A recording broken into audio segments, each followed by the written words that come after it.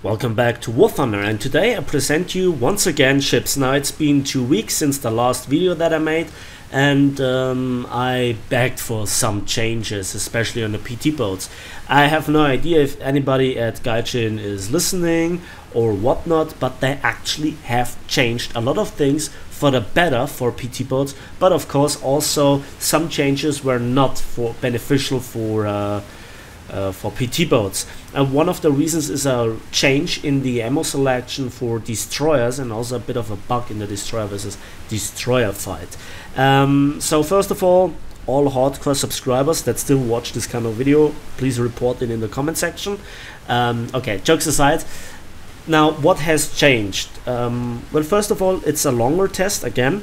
Then we saw now 5 maps: Andaman Sea, North Sea, Fiji, African Gulf and Norway.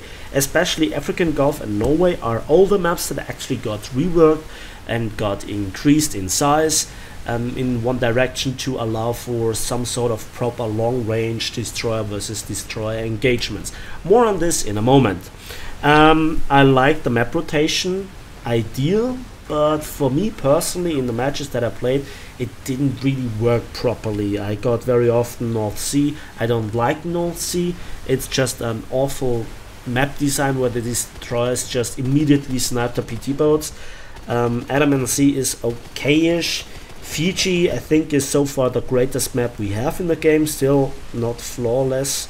Then African Gulf, I really like the PT boat area. Same goes for Norway.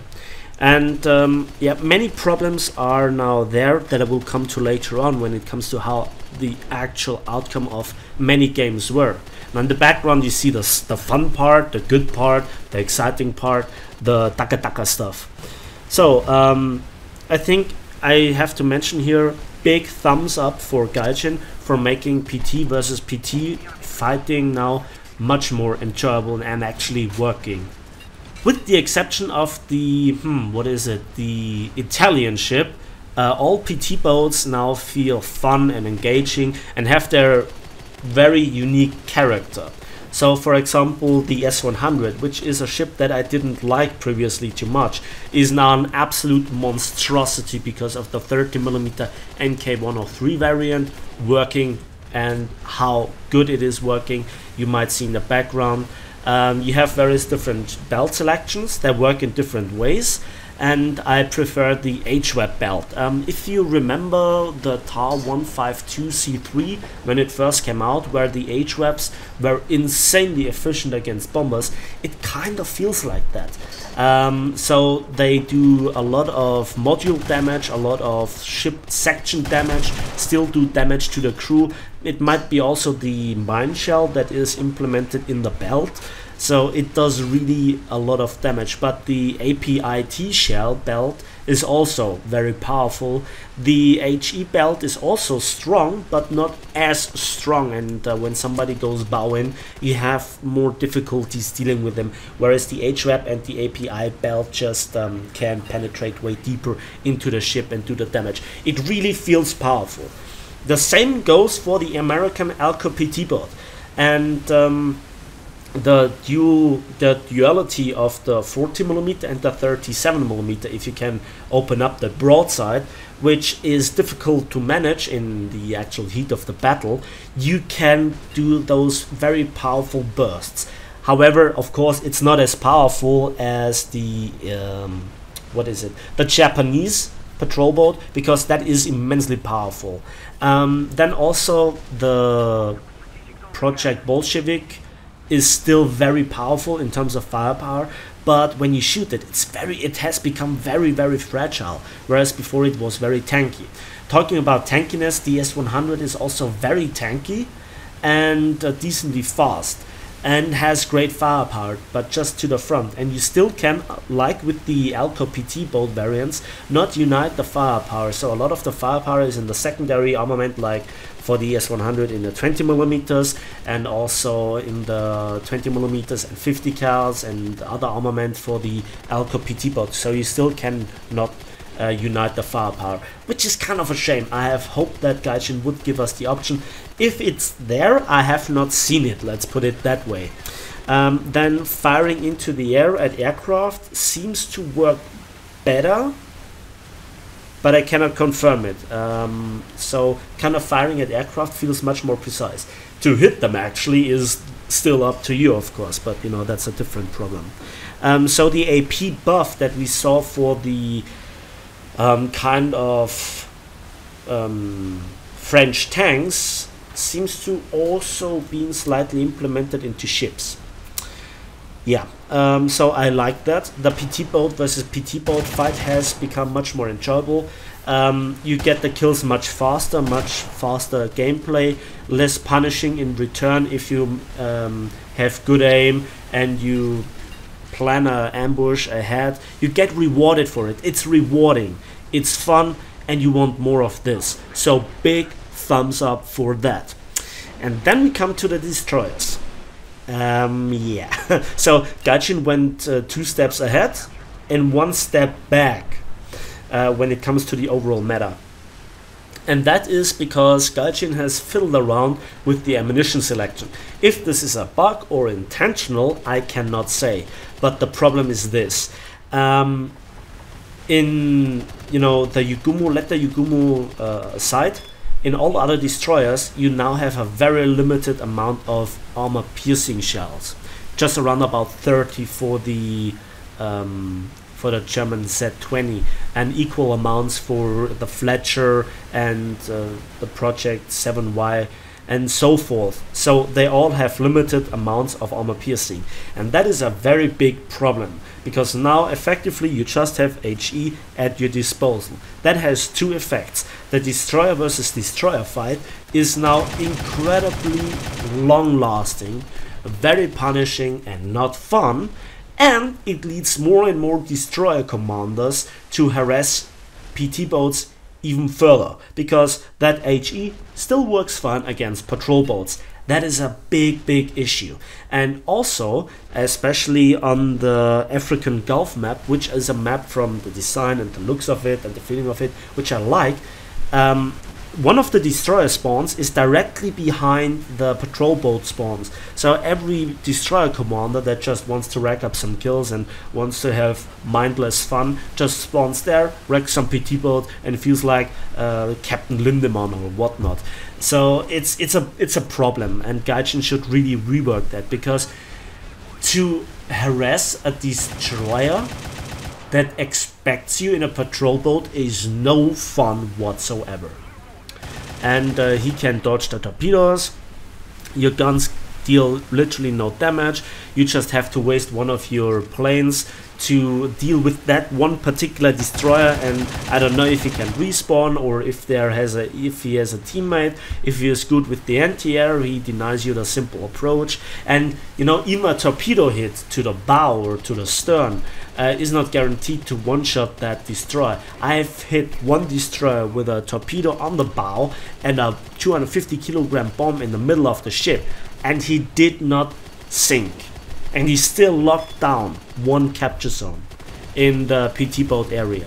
Now, what are there as options for Gaijins to resolve this? First of all, please give us back the AP belts or the AP amount that we need to fight other destroyers effectively, especially the ammo racks you now can no longer access, which is a bit of a shame. If you need really a kill, you need to blow up that ammo rack.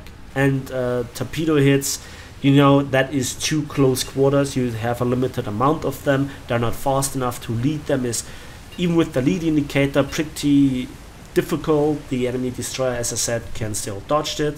Then also, furthermore, yeah, there was one additional bug now with destroyers, and that happened in a fight between my Z20 and an enemy Project 7. I nearly blew up his ammo rack with the few armor-piercing shells that I had, but then I had no chance to blow up the ammo rack with HE, despite hitting very close to it, right next to it, but I just didn't penetrate the ship with the HE. And then I had to shoot at every section of the ship until his crew was 0. And then he still continued to fight, and somebody had to torpedo him, and I never had the chance to torpedo him because of the situation that I was in. And he did tremendous amounts of damage, but he couldn't kill me. So the previous bug that made PT boat versus PT boat unenjoyable, and again is now reworked and fixed, is now with destroyers. That is not fun, Gaijin. And also we need still to separate destroyers from PT boats, and I have no idea what to do. Shallow water sections that a destroyer cannot cross, mines, deep water mines that a destroyer might drive into and blow himself up, or you know, disables his combat efficiency, shore batteries that open up on those guys, I don't know, AI planes, whatever it takes to drive those destroyers away from PT boat area. It is really necessary. Next thing is, a lot of people did not play that test.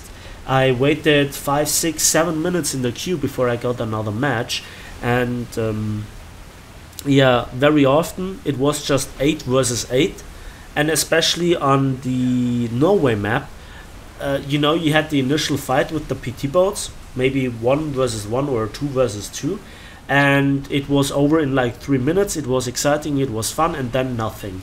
The enemy had no respawn. I did my job, I captured the zone, I did my part. So we had 1 or even 2 capture zones, and then we had nothing left to do. We were still combat efficient, but then we had to go into the open sea to harass the destroyers. I mean, yeah, it's still possible to just simply bail out and just also go into a destroyer, but this is not how you should fight, like blow up your own ship because, you know, you're in a very strange situation.